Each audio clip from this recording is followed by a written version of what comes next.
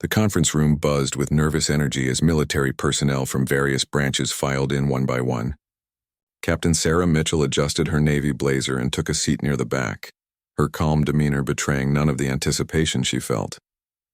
The room was filling up fast, mostly with men in dress uniforms decorated with ribbons and medals that told stories of their service.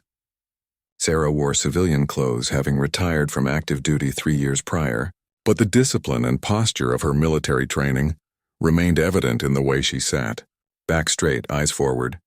The meeting had been called with little notice. A crisis situation had developed overseas, and the Pentagon needed experienced personnel who could think on their feet.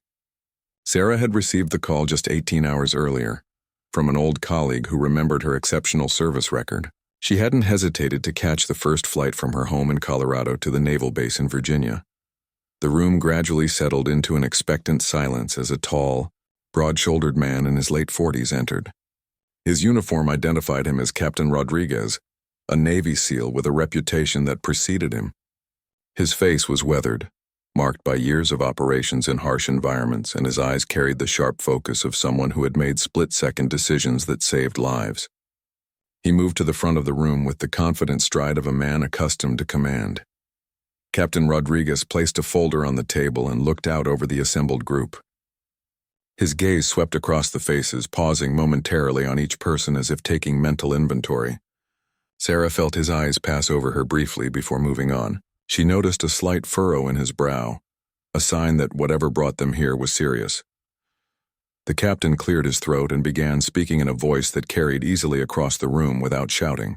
He outlined a situation that had developed in a hostile region, where American contractors and diplomatic personnel were now at risk. The local government had collapsed faster than anyone anticipated, and evacuation routes were compromised. Standard extraction protocols wouldn't work in this scenario. Sarah listened intently, her mind already working through the logistics and challenges such an operation would present. She had been in similar situations during her military career, though each crisis had its own unique complications. The details Captain Rodriguez provided painted a picture of a rapidly deteriorating situation that required immediate action and unconventional solutions. Then Captain Rodriguez stopped mid-sentence and looked around the room again, this time with an intensity that made everyone sit a little straighter. The air seemed to thicken with tension as he prepared to ask something important.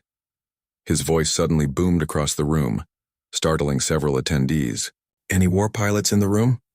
The question hung in the air like a challenge. His eyes scanned faces, looking for someone who would meet his gaze with understanding. "I need someone who has flown combat missions in hostile territory. Someone who knows what it's like when everything goes wrong and you still have to get the job done."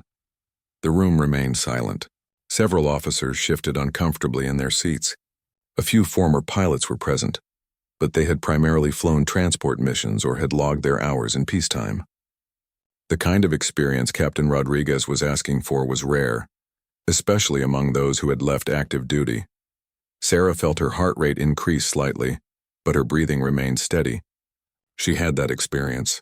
She had flown in some of the most dangerous airspace imaginable, brought wounded soldiers home under enemy fire, and navigated through conditions that would have grounded less experienced pilots.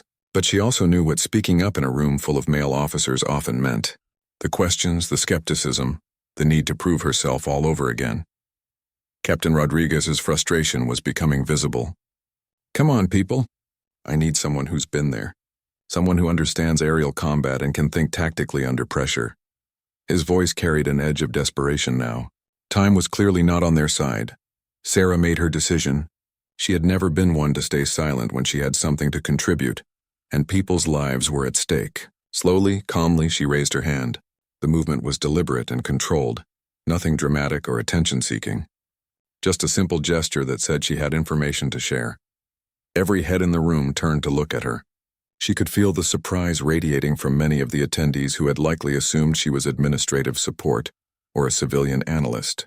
Captain Rodriguez's eyes locked onto hers, his expression shifting from surprise to intense scrutiny in a fraction of a second. Sarah stood up smoothly, her movements efficient and professional. She met the captain's gaze without flinching, without any trace of defensiveness or arrogance. Her voice, when she spoke, was clear and steady. "Captain Mitchell, sir." 8 years as an Apache helicopter pilot. 3 tours in Afghanistan, 2 in Iraq.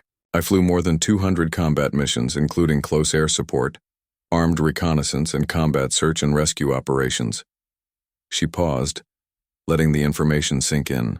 I've been shot at, I've taken hits, and I've brought my crew home every single time. The room was absolutely silent now. Captain Rodriguez studied her with the intensity of someone trying to read a complex tactical map. Sarah held her ground, waiting. She had learned long ago that once you stated your qualifications, you let them speak for themselves. No need to embellish or defend. A slight smile tugged at the corner of Captain Rodriguez's mouth, the first break in his stern expression since entering the room. He nodded slowly, a gesture of respect from one warrior to another. "Captain Mitchell, please come to the front." Sarah walked down the aisle between the seats, aware of dozens of eyes following her movement. Some faces showed respect, others revealed surprise, and a few displayed the kind of skepticism she had encountered throughout her career. None of it mattered. What mattered was the mission and the people who needed help. As she reached the front of the room, Captain Rodriguez extended his hand. His grip was firm, the handshake of equals. "Looks like we found our tactical aviation expert," he said, loud enough for everyone to hear. Then, lowering his voice slightly, he added, "I hope you're ready for what comes next, Captain. This won't be easy." Sarah met his eyes with the same calm confidence she had shown from her seat. "I didn't come here for easy, sir. I came here to help bring people home." Captain Rodriguez gestured for Sarah to take a seat at the front table beside him, as the rest of the room settled back into focus. He pulled out a laptop and opened a series of satellite images that showed a compound surrounded by rough terrain. The images were recent, taken within the last 12 hours based on the timestamp in the corner. Sarah leaned forward, her trained eyes immediately beginning to analyze the terrain, identifying potential landing zones, escape routes, and danger areas. Years of studying aerial reconnaissance photos had made this second nature to her. She could see why standard extraction wasn't going to work here. The compound sat in a valley surrounded by hills that would make approach difficult. The main roads leading in and out were likely compromised, and the nearest secure airfield was over 100 miles away through contested territory. Whoever was trapped inside that compound was in serious trouble. Captain Rodriguez began briefing the room on the full scope of the situation. 23 American civilians, including diplomatic staff and contractors, were sheltering inside the compound.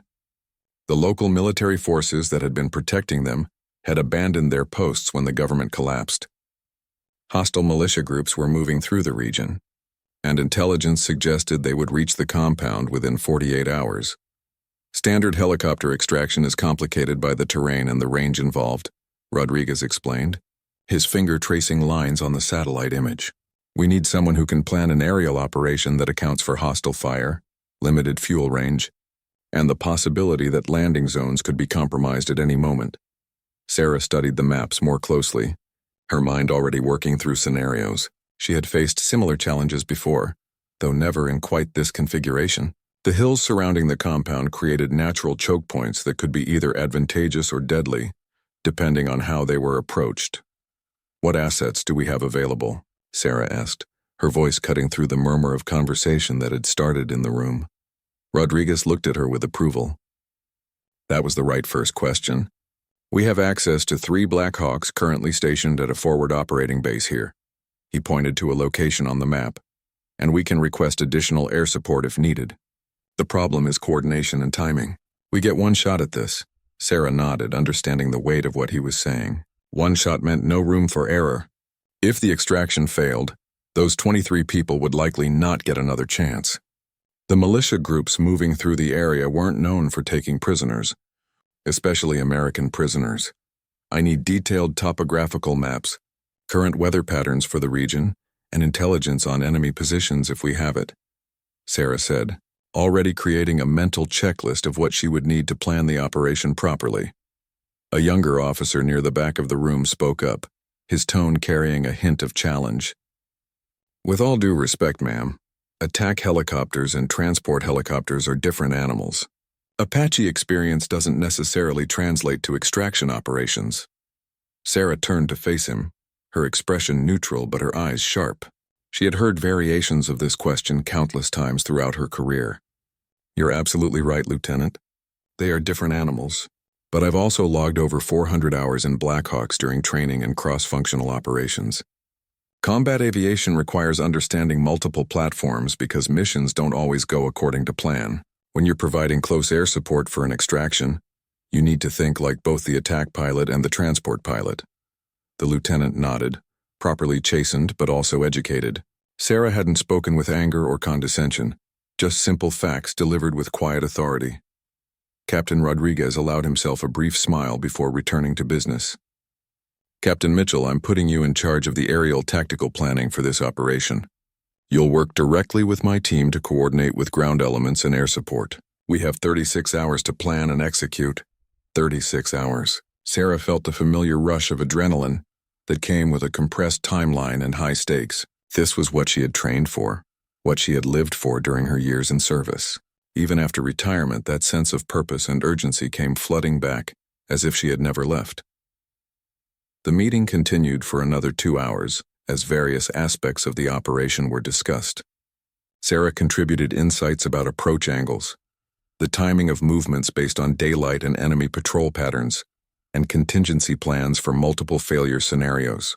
She could see Rodriguez taking mental notes, occasionally asking her to elaborate on specific points. As the meeting finally broke up, several officers approached Sarah to introduce themselves and offer their expertise for different aspects of the mission. Among them was Major David Chen, an experienced Air Force pilot who had flown similar rescue operations in other theaters. His respect for Sarah was immediate and genuine. "Captain Mitchell, I heard about your service record from some mutual contacts," Chen said, shaking her hand warmly. "Your reputation preceded you. I'm glad you're on this mission." Sarah appreciated the straightforward acknowledgement. "Thank you, Major. I'm going to need all the experienced hands we can get on this one. The terrain alone makes it complicated enough without adding hostile forces into the equation." Chen nodded in agreement. "I've been looking at those satellite images. Those hills are going to create serious downdraft issues depending on wind conditions. We'll need to be very precise with our approach vectors." This was the kind of technical discussion Sarah thrived on. Two professionals analyzing a problem and working toward solutions without ego or posturing getting in the way. They spent the next 20 minutes discussing various technical aspects of the mission, while other personnel filtered out of the room. Captain Rodriguez approached them as they were wrapping up their conversation. "Captain Mitchell, I need you to meet with my SEAL team leaders in an hour. They need to understand the aerial component of this operation so we can coordinate properly. Ground and air have to work as one unit or this falls apart." Sarah checked her watch. An hour would give her just enough time to grab coffee and review the digital files that had been uploaded to her secure tablet. "I'll be ready, sir. Where should I meet them?" Rodriguez gave her directions to a briefing room in another building on the base. As he walked away, Sarah took a moment to process everything that had happened in the last few hours. This morning she had been in her home office in Colorado, working on consulting projects and enjoying her retirement. Now she was back in the thick of military operations, planning a mission that would put lives on the line.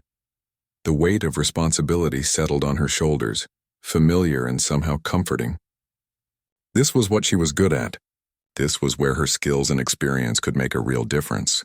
Whatever doubts or questions others might have about her capabilities, she had none about herself.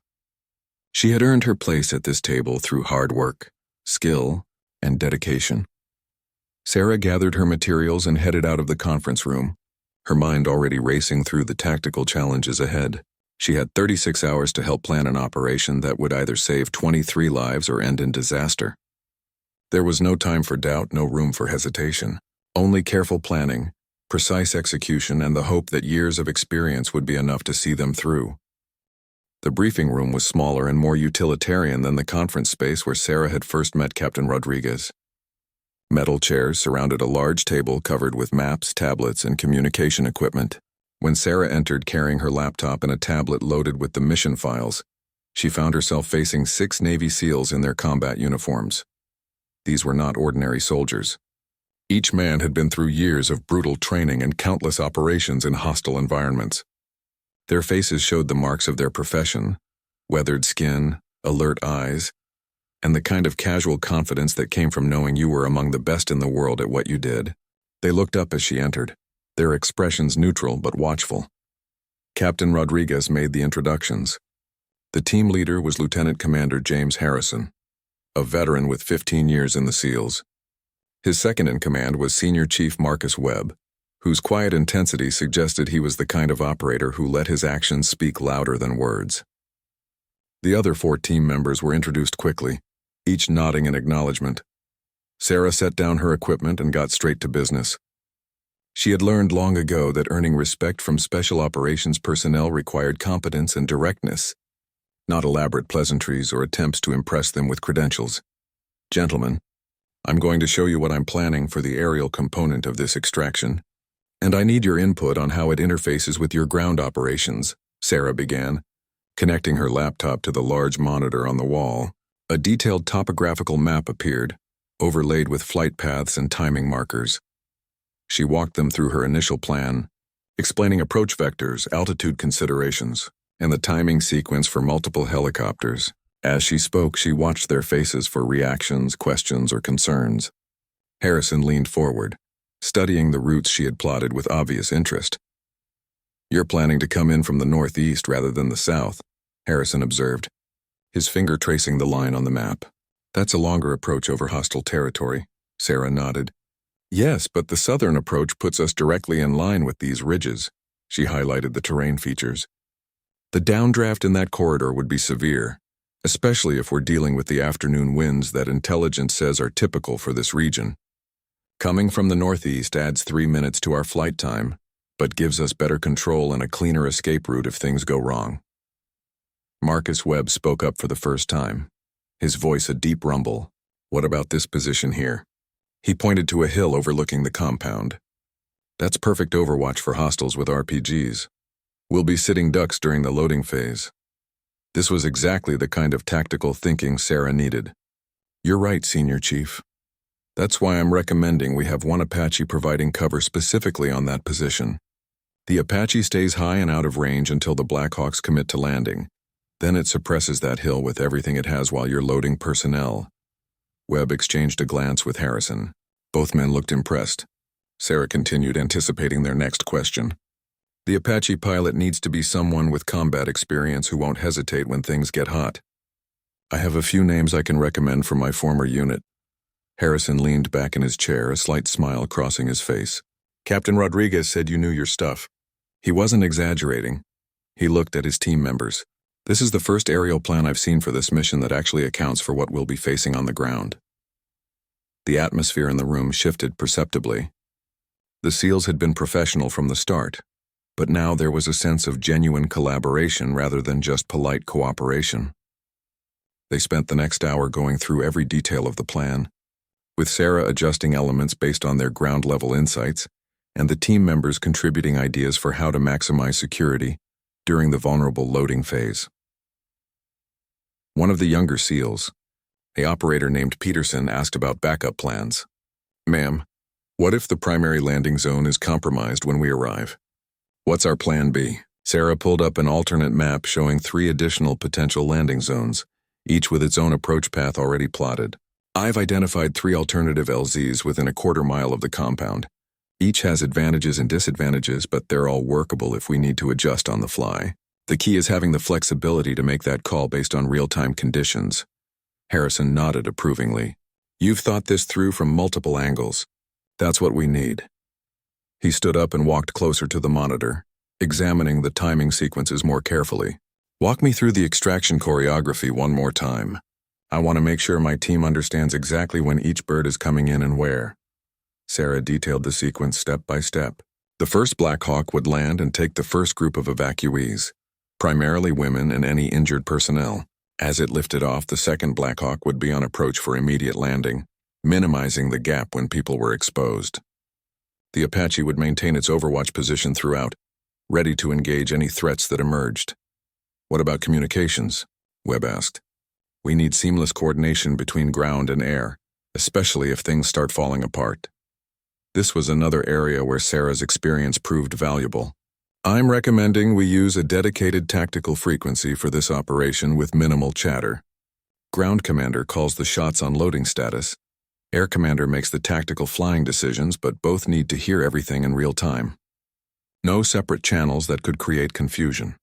They discussed communication protocols, emergency signals, and the chain of command for making split-second decisions. Sarah emphasized that once the helicopters committed to the landing zone, they were all in it together. There would be no time for lengthy discussions or debates. Everyone needed to know their role and trust that others would execute theirs. As the meeting stretched past the 2-hour mark, Captain Rodriguez entered the room. He surveyed the scene with satisfaction, seeing the maps covered with notations and the obvious rapport that had developed between Sarah and his SEAL team. "How are we looking?" Rodriguez asked Harrison. The SEAL team leader stood and gestured to the monitor. "Captain Mitchell has put together a solid plan, sir. We've been refining the details, but the core concept is sound. My team is confident we can execute the ground component based on this aerial support structure." Rodriguez turned to Sarah. "Any concerns from your end, Captain?" Sarah considered the question carefully before answering. "The plan is as good as we can make it with the information we have, sir. The biggest variable is going to be enemy presence and positioning when we actually arrive. We need up-to-the-minute intelligence right up until the moment we launch. If the situation on the ground changes significantly, we may need to adjust on short notice." Rodriguez appreciated her honesty. Many officers would have simply said everything was perfect to avoid appearing uncertain. Sarah's willingness to identify the genuine risk factors showed the kind of realistic thinking that saved lives in combat. "Intelligence is working around the clock to give us the best picture possible," Rodriguez assured her. "We'll have drone coverage of the area starting 12 hours before the operation. You'll have access to that feed to make real-time adjustments if needed." Sarah felt a small weight lift from her shoulders. Real-time intelligence would be crucial for making this work. "That helps significantly, sir. If we can see enemy movements as they happen, we can time our approach to minimize exposure." Rodriguez checked his watch. "All right. We're going to do a full mission rehearsal tomorrow morning at 0600 hours. Captain Mitchell, I need you there to brief the pilots who will be flying this mission. Harrison, your team needs to run through the loading procedures so everyone knows the choreography cold." Both Sarah and Harrison acknowledged the order. As the meeting broke up, several of the SEALs approached Sarah to shake her hand and thank her for the thoughtful planning. Marcus Webb, who had been skeptical at first, gave her a nod of genuine respect. "Looking forward to working with you on this, Captain," Webb said simply. Sarah returned the nod, understanding that from a senior SEAL, those words carried significant weight. She had earned her place on this team not through demands or assertions, but through competence and professional respect. The pre-dawn darkness was cool and quiet as Sarah made her way to the flight line at 0530 hours. She had managed only 4 hours of sleep, her mind too active with mission details and contingency scenarios. The coffee in her travel mug was strong and bitter, exactly what she needed to sharpen her focus for the day ahead. 3 Black Hawks sat on the tarmac, their rotor blades still in the dim light. Nearby, an Apache helicopter was being prepped by its ground crew, the sleek attack bird looking predatory even while stationary. Sarah felt a familiar surge of emotion seeing these aircraft. She had spent years of her life in cockpits like these, and the sight of them brought back countless memories. The pilots were gathering in a nearby hangar, and Sarah could see Captain Rodriguez already there, speaking with a group of aircrew members. As she approached, she recognized a few faces from her active duty days. The military aviation community was smaller than most people realized, and paths crossed frequently over the years. "Captain Mitchell," a voice called out, and Sarah turned to see Major Lisa Torres, an experienced Black Hawk pilot she had trained with years ago. Torres approached with a broad smile and pulled Sarah into a quick hug. "I heard you were part of this operation. It's good to see you, even under these circumstances." Sarah returned the smile warmly. "Lisa, I didn't know you were assigned to this unit. How long have you been here?" They caught up briefly while other personnel continued to arrive. Torres would be piloting one of the Black Hawks, and her co-pilot was a capable young warrant officer named Jason Miller. The second Black Hawk crew consisted of Chief Warrant Officer Robert Chang and his co-pilot, both experienced in combat operations. The Apache pilot was someone Sarah didn't know personally, but his reputation preceded him. Chief Warrant Officer Daniel Cross was known as one of the best attack helicopter pilots in the service, with a combat record that included some of the most intense battles in recent conflicts. He was a quiet man with sharp eyes that seemed to constantly assess and analyze his surroundings. Captain Rodriguez called the group to attention, and the hangar fell silent. Good morning. In about 24 hours, we'll be launching an operation to extract 23 American civilians from a hostile environment. Captain Sarah Mitchell has designed the aerial tactical plan for this mission, and she's going to walk you through it now. I want everyone paying close attention because lives depend on executing this flawlessly. Sarah stepped forward, connecting her tablet to the large display screen. The topographical map appeared, showing the terrain, the compound, and the flight paths she had designed. She took a breath and began her briefing. Good morning, everyone. What we're looking at is a complex extraction from a compound located in a valley surrounded by hostile territory. The primary challenges we face are terrain, range, timing, and potential enemy contact. She highlighted each element as she spoke, her voice clear and confident. She walked them through every aspect of the plan, explaining the reasoning behind each decision. The northeast approach that avoided the worst downdraft areas, the timing sequence for the two Blackhawks to minimize exposure time, the Apache's overwatch position and fields of fire, the alternative landing zones if the primary was compromised. Chief Cross raised his hand. Captain, you have me maintaining station at this altitude and position.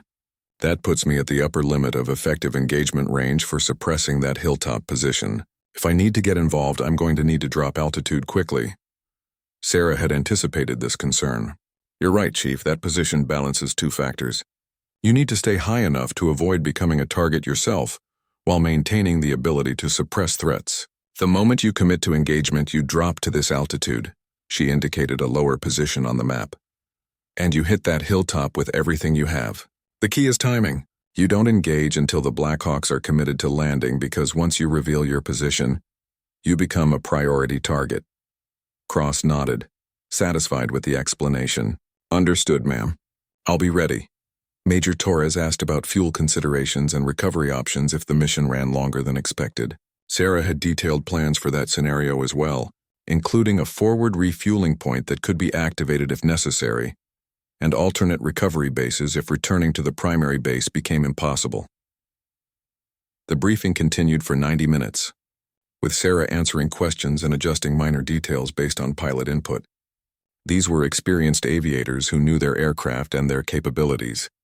Their questions weren't challenges, but professional inquiries designed to ensure everyone had the clearest possible picture of the mission. After the formal briefing ended, the group moved to a large sandbox model that had been constructed overnight, showing the terrain in three-dimensional detail. This was where they would rehearse the mission choreography, working through each phase until everyone could execute their role without hesitation. Sarah took on the role of mission commander for the rehearsal, calling out positions and timing, while the pilots physically moved model helicopters through the scenario. This kind of hands-on rehearsal helped identify timing issues and coordination problems before they became critical during the actual operation. Blackhawk 1, you're on approach. Altitude check, Sarah called out. Blackhawk 1, 300 feet, descending to 200 for landing, Torres responded, moving her model aircraft along the approach path. Blackhawk 2 holding pattern, maintain current position until 1 is wheels down. Blackhawk 2, roger. Holding, Chang confirmed. Guardian, Sarah used the Apache's call sign. Confirm visual on hilltop position. Guardian confirms visual.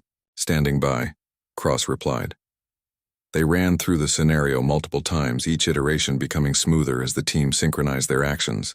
Sarah introduced complications during some rehearsals, calling out simulated enemy fire, mechanical problems, or weather changes to see how the team adapted. During one scenario, she called out that the primary landing zone was taking fire. Torres immediately adjusted, calling out her shift to the secondary LZ without hesitation. Chung confirmed he was adjusting his approach timing to maintain the sequence. Cross repositioned his overwatch to cover the new landing zone. The team's ability to adapt smoothly to changing conditions was exactly what Sarah wanted to see. Captain Rodriguez observed the rehearsals with approval. During a brief break, he pulled Sarah aside. The team looks solid, Captain. They trust your plan and they're working together well. Sarah watched the pilots reviewing their approach maps and discussing minor timing adjustments. They're good people, sir. Experienced and professional. That makes all the difference, Rodriguez nodded. I want you to know that I'm glad you spoke up in that conference room yesterday. When I asked for war pilots, I was expecting some grizzled guy with an ego to match his flight hours.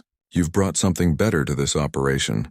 Genuine tactical expertise without the baggage. Sarah appreciated the comment but kept her response simple.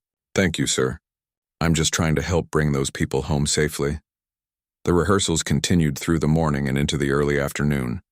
By the time they broke for a meal, every member of the team could execute their role from memory. They knew the timing, the communications protocols, the contingency plans, and most importantly, they trusted each other. In the mess hall, Sarah sat with Torres and some of the other pilots. The conversation was a mix of mission talk and catching up on personal lives. Torres had 2 kids now and was balancing the demands of military service with family life. Chang was planning to retire in 2 years and open a flight school. Miller, the youngest of the group, was soaking up every bit of knowledge from the more experienced pilots. Captain Mitchell, Miller asked during a lull in conversation, "Can I ask you something about your combat experience?" Sarah nodded. "Go ahead. How did you handle the pressure? I've done some training exercises that were pretty intense, but I've never been in actual combat. What's it like when people are really shooting at you?" The table went quiet, everyone interested in her answer. Sarah took a moment to consider how to respond honestly without being dramatic. "The training you've done is designed to prepare you for those moments," she began. "When things get hot, you fall back on your training and your trust in your crew and your aircraft. Yes, there's fear. Anyone who says they're not afraid when people are shooting at them is either lying or dangerously disconnected from reality. But you learn to function despite the fear, to make decisions, to fly your aircraft, to complete your mission." She paused, remembering specific moments from her combat tours. "The key is preparation. You prepare so thoroughly that even when everything is chaotic and your heart is pounding, your hands know what to do. Your muscle memory takes over. And you trust your training, your equipment, and your team." Torres added her own perspective. "And you never forget that people are depending on you. That focus on the mission helps push the fear aside." The group discussed their own experiences and concerns for a while longer, before Torres checked the time. "We should get some rest. Tomorrow is going to be a long day," Sarah agreed. The mission would launch in less than 20 hours, and they all needed to be as sharp as possible. As they left the mess hall, Sarah felt the operations center hummed with controlled activity as the mission clock counted down to 0 hour. Sarah stood at the tactical console, watching multiple screens displaying drone footage, weather data, communications channels, and tracking information for the helicopter flight. The time was 0430 hours, and the first helicopter would launch in exactly 30 minutes. Captain Rodriguez stood nearby, coordinating with command authority and ensuring all elements of the operation were synchronized. The SEAL team was already in position at the forward staging area, having inserted covertly during the night. Lieutenant Commander Harrison's voice came through occasionally on the radio, calm and professional, reporting his team's status. Sarah studied the drone footage carefully. The compound appeared quiet, with the evacuees sheltering inside according to plan. The surrounding terrain showed no obvious enemy activity, but she knew that could change in moments. Intelligence reports indicated militia groups were in the area, but hadn't yet concentrated near the compound. Major Torres entered the operations center, already in her flight suit and carrying her helmet. Her co-pilot Miller was right behind her. They approached Sarah's station to get the final intelligence update before heading to their aircraft. "How's it looking, Captain?" Torres asked, leaning in to view the drone feed. Sarah pointed to several areas on the screen. "The primary LZ is clear. No activity on that hilltop position that was concerning us. Weather is holding steady with winds at 12 knots from the northeast, which is within acceptable parameters. The route is clear of known threats."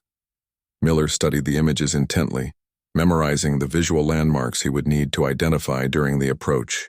"Visibility looks good." Chief Chang and his co-pilot arrived moments later, followed by Chief Cross from the Apache. Sarah briefed them all on the current situation, emphasizing that while conditions looked favorable, everyone needed to stay alert for rapid changes. "Remember," Sarah said, looking at each pilot in turn, "the intelligence we have is only as current as the last drone pass. Trust your eyes and your instincts. If something feels wrong during approach, don't hesitate to call it out." Cross nodded. "I'll have eyes on that whole valley once we're in position." Anything moves wrong, you'll know about it. The pilots headed out to their aircraft, and Sarah watched them go with a mixture of confidence and concern. She had done everything possible to prepare them, but now the mission's success would depend on their skill and the countless variables that could never be fully controlled. Rodriguez checked the master clock. 20 minutes to launch. All elements report ready status. Sarah monitored the communications channels as each unit confirmed readiness. The helicopter's pre-flight checks were complete. The SEAL team was in position. The drone was repositioned for optimal coverage of the extraction site. The command chain was established and tested. Everything was as ready as it could be. The minutes ticked by with agonizing slowness. Sarah used the time to review the plan once more in her mind, checking for anything she might have missed. She visualized each phase of the operation, imagining potential problems and their solutions. At 04:55, Rodriguez gave the order. All units, this is command. Mission is go. Execute, execute, execute. Sarah watched the tracking displays as 3 symbols representing the helicopters began moving on the screen. Torres in Black Hawk 1, Chang in Black Hawk 2, and Cross in the Apache callsign Guardian. They lifted off from the forward base and began their approach along the route Sarah had planned. The flight would take 18 minutes to reach the compound. Sarah kept her eyes on the drone feed, watching for any signs of enemy movement. The valley remained quiet, bathed in the pre-dawn darkness that would provide cover for the initial approach. Black Hawk 1, 5 minutes out, Torres reported, her voice steady over the radio. Black Hawk 2, confirming 5 minutes, Chang echoed. Guardian in position, establishing overwatch. Cross added. The Apache had taken a slightly different route to reach its elevated station point, where it would have clear sight lines over the entire valley. Sarah leaned closer to the communications console. Guardian, command. Confirm visual on primary LZ and hilltop position. Command, Guardian. I have clear visual on both positions. LZ is cold, hilltop shows no activity. Infrared scan negative for heat signatures in immediate area. That was good news. The thermal imaging from the Apache could detect people hiding in the terrain even in darkness. The fact that Cross wasn't seeing anything meant they likely had a clear approach, at least for now. Black Hawk 1, 3 minutes out, Torres called. Sarah could hear the slight change in her voice, the heightened focus that came as they approached the danger zone. The drone feed showed the first Black Hawk appearing over the ridgeline, exactly where and when it should be according to the flight plan. Sarah felt a small surge of satisfaction seeing the plan execute so precisely, but she kept her expression neutral. The mission was far from over. Harrison's voice came through on the ground frequency. Command, ground team. We have visual on Black Hawk 1. Evacuees are ready for immediate loading. We're moving to LZ now. Sarah could see figures emerging from the compound on the drone feed, moving in an organized column toward the landing zone. Harrison had them well disciplined. No panic, no chaos, just efficient movement toward safety. Black Hawk 1 beginning final approach, Torres announced. Sarah watched the helicopter descend toward the landing zone, its rotor wash kicking up dust that was visible even in the infrared view. The seconds stretched out as the Black Hawk settled onto the ground. The SEAL team immediately began loading evacuees, moving with practiced efficiency. Sarah counted silently in her head, timing the loading process against their projections. Black Hawk 2, moving to holding pattern Alpha, Chang reported, positioning his aircraft for the next insertion. Everything was proceeding according to plan. Sarah allowed herself a moment to breathe, but her eyes never left the screens. This was the vulnerable phase when everyone was exposed and committed. Suddenly, Cross's voice cut through with urgent intensity. Command, Guardian. I have movement on the eastern ridge. Multiple heat signatures, count 6, possibly 8 individuals. They're taking positions overlooking the LZ. Sarah's heart rate spiked, but her voice remained calm. Guardian, can you identify hostile intent? Negative confirmation yet, but their positioning is tactical. They're spreading out for overlapping fields of fire. Rodriguez leaned toward the communications panel. Guardian, you are cleared hot if they show weapons or hostile action. Black Hawk 1, expedite loading. Torres responded immediately. 1 minute to wheels up. Loading proceeding. Sarah watched the drone feed, trying to spot the movement Cross had identified. The eastern ridge was partially obscured from the drone's angle, but she could see the SEAL team had noticed the threat as well. Several operators had shifted their positions to provide security in that direction, while continuing to load evacuees. I have weapons, Cross reported, his voice tight with controlled adrenaline. Multiple individuals with RPGs and small arms taking aim at the LZ. Engaging now. The Apache's weapon systems came alive. Even through the distant drone feed, Sarah could see the tracers from the 30mm cannon reaching toward the eastern ridge. Cross was firing in controlled bursts, suppressing the enemy position before they could get shots off. Black Hawk 1 is taking fire, Torres shouted. Small arms from the north side. We're still loading, almost complete. Sarah's mind raced through options. The north side wasn't where Cross had spotted the first group. There were multiple enemy positions activating simultaneously. Guardian, split your attention. Suppress both positions. Working it, Cross responded tersely. The Apache pivoted, its targeting system switching between threats with deadly precision. Harrison's voice came through clear despite the chaos. Last group loading now. 15 seconds. Those 15 seconds felt like an eternity. Sarah could see muzzle flashes on the drone feed as the enemy tried to engage the helicopters and the SEAL team. The Apache's suppressive fire was keeping them from getting accurate shots, but rounds were still hitting near the landing zone. Black Hawk 1 is loaded and lifting, Torres called out. The helicopter rose from the ground, its engine straining with the weight of evacuees. We took some hits, but all systems are green. Black Hawk 2. You're clear for approach, Sarah ordered, watching Chang's helicopter begin its descent even as Torres climbed away from the landing zone. The timing was critical now. They needed to maintain the quick rotation to minimize exposure, but Chang was flying into a hot LZ with active enemy contact.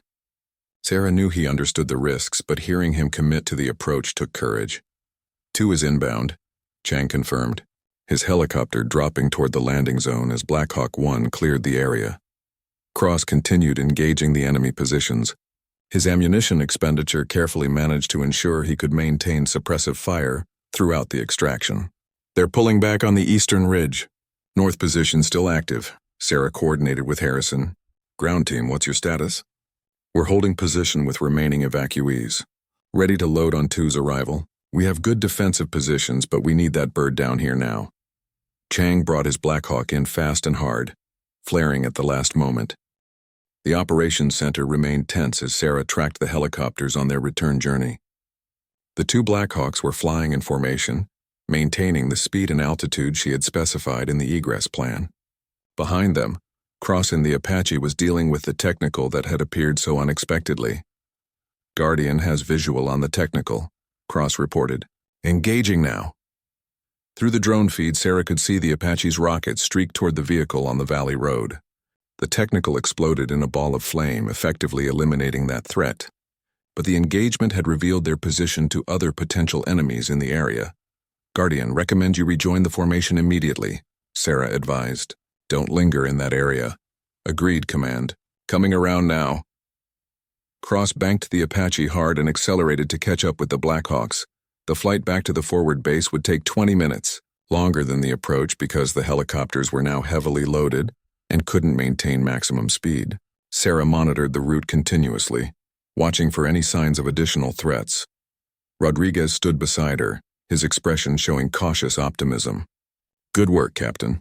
Your plan held together even when things got complicated. Sarah kept her eyes on the screens. It's not over until everyone is on the ground safe, sir. Torres's voice came through the communications channel. Command, Black Hawk 1. We have the wounded SEAL stabilized. Medic says he'll be fine. Requesting priority landing for medical evacuation when we arrive at base. Confirmed? Black Hawk 1. Medical team will be standing by, Rodriguez responded, then turned to an aide to ensure the medical personnel were alerted and ready. The minutes ticked by slowly. Sarah found herself mentally flying the route with the pilots, anticipating each terrain feature and navigation point. She had flown this type of mission so many times that she could visualize exactly what they were seeing from their cockpits. 10 minutes out, Yang reported from Black Hawk 2.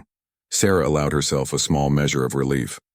10 minutes meant they were past most of the dangerous territory and approaching friendly airspace. The risk wasn't zero, but it was declining with each mile they covered. Harrison's voice came through on a separate channel.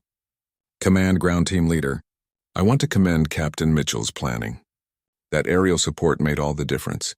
Chief Cross's suppressive fire saved lives down there. Rodriguez smiled slightly. Message received, Commander. I'll pass that along. Sarah felt a wave of emotion but pushed it down. There would be time for reflection later. Right now, she needed to stay focused until everyone was safely recovered. 5 minutes out, Torres announced. We have visual on the base. Through the tracking system, Sarah could see the helicopter symbols approaching the friendly base. Ground crews would be ready to receive them, medical teams standing by and security perimeter established. Everything was proceeding according to the recovery plan. Black Hawk 1 on final approach, Torres called. Sarah watched the video feed from the base cameras as the helicopter came into view, descended smoothly, and touched down on the designated landing pad. Ground crews rushed forward to assist with offloading the evacuees and the wounded SEAL. Black Hawk 2 on approach. Chang followed 30 seconds later, his landing equally professional despite the stress of the mission they had just completed. Guardian requesting clearance to land, Cross added. The Apache coming in last. All units, you are cleared to land. Well done, Rodriguez transmitted, his voice carrying genuine pride and relief. Sarah finally allowed herself to step back from the console and take a deep breath. The mission was complete. 23 civilians and a full SEAL team were safe, extracted from a deteriorating situation that could have ended in disaster. The planning, preparation, and execution had all come together despite the unexpected enemy contact. Rodriguez extended his hand to Sarah. Exceptional work, Captain Mitchell. That plan you designed worked exactly as intended. And when it had to adapt to changing conditions, the framework you created gave our people the flexibility they needed. Sarah shook his hand, feeling the weight of the last 48 hours settling on her shoulders now that the immediate crisis was over. Thank you, sir. But the real credit goes to the pilots and the SEAL team. They executed under fire and kept their heads when things got complicated.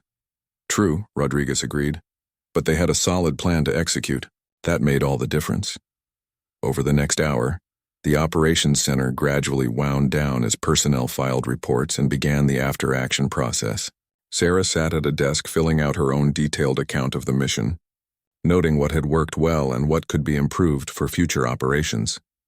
Major Torres found her there, still in her flight suit, looking tired but satisfied. Hey, Sarah, got a minute?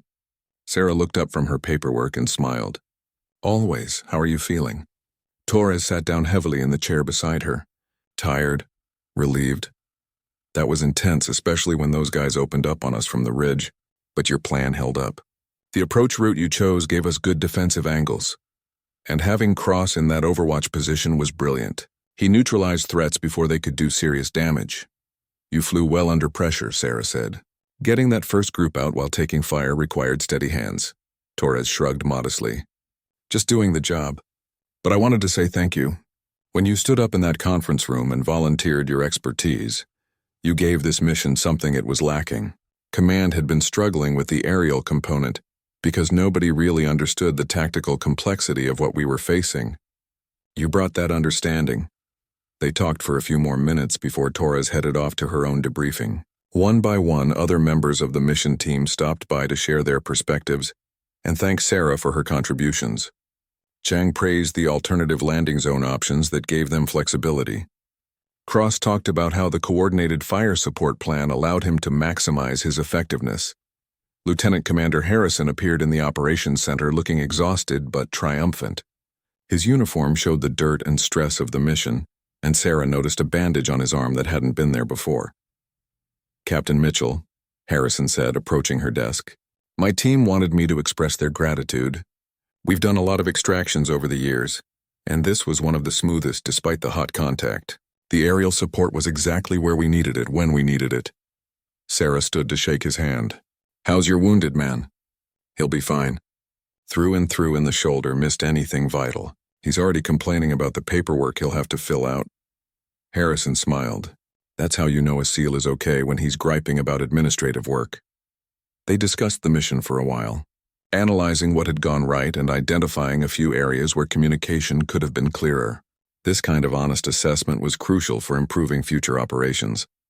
As evening approached, Captain Rodriguez gathered the key personnel for a formal debriefing. Sarah sat at the conference table surrounded by the same faces who had been in the room when this all began, plus additional personnel who had supported the mission from various positions. Rodriguez stood at the front of the room, his demeanor serious but satisfied. "Ladies and gentlemen, we successfully extracted 23 American civilians and one full SEAL team from a hostile environment, with 0 friendly fatalities and only 1 minor injury. This operation succeeded because of careful planning, professional execution, and the ability to adapt when conditions changed." He looked directly at Sarah. "Captain Mitchell, when I asked if there were any war pilots in the room 2 days ago, I was hoping for someone with practical combat experience who could design an aerial plan that accounted for real-world complications. You delivered that and more. Your tactical expertise was instrumental in this mission's success." The room broke into spontaneous applause. Sarah felt her face flush slightly, but accepted the recognition with grace. "Thank you, sir. It was an honor to work with such a professional team."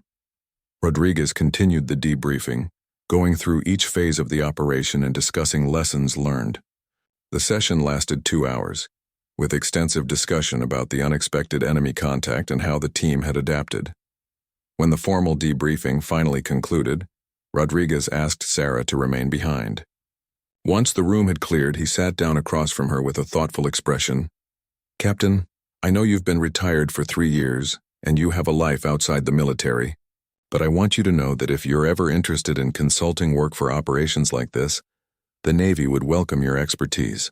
What you did here was exceptional, and there aren't many people with your combination of combat experience and tactical planning ability." Sarah considered his words carefully. The last 48 hours had reminded her why she had loved military service. The sense of purpose, the camaraderie, the knowledge that her skills made a real difference. But she also remembered why she had retired, the toll that constant deployments took, the weight of responsibility that never entirely lifted. "I appreciate that, sir," Sarah replied honestly. "Let me think about it. This mission reminded me how much I miss certain aspects of the service. But I also need to consider what's right for my life now." Rodriguez nodded understanding.